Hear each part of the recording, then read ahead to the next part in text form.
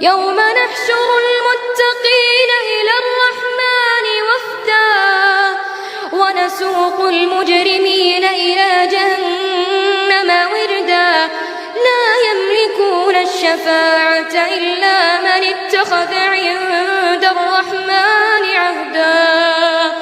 وقالوا اتخذ الرحمن ولدا لقد جئتم شيئا إدا تكاد السماوات يتفطرن منه